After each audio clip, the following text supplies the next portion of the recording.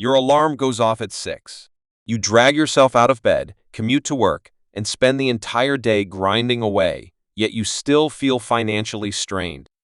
You receive praise for doing a good job, a steady paycheck, and direct deposit, but despite following all the conventional advice, one missed paycheck can feel like a disaster.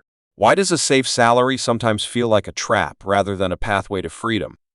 The issue lies in the system structure, which keeps most people dependent, stressed, and just one bad month away from panic. Let's explore why this happens and what alternatives exist.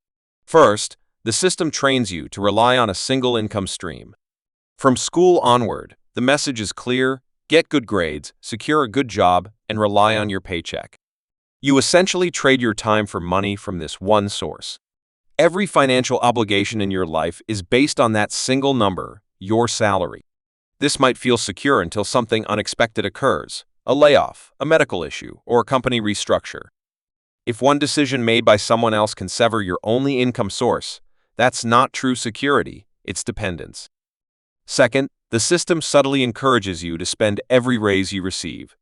Whenever your income increases, advertisements, financing offers, and social pressures emerge, tempting you to upgrade your car, move to a nicer place, or finance new purchases.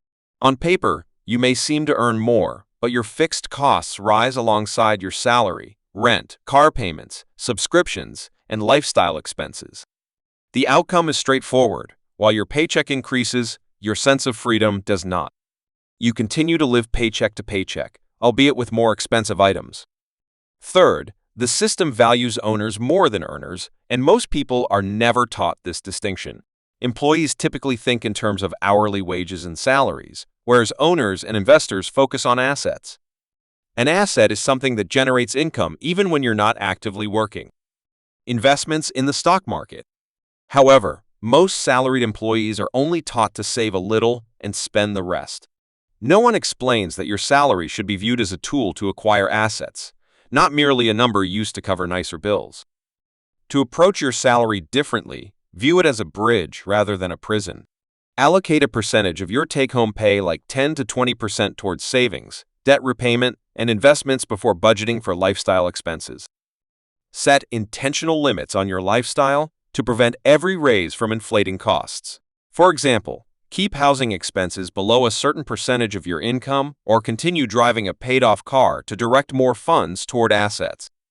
Additionally, work on building income sources that don't solely rely on your paycheck, such as creating an emergency fund, investing in index funds, or developing a side hustle.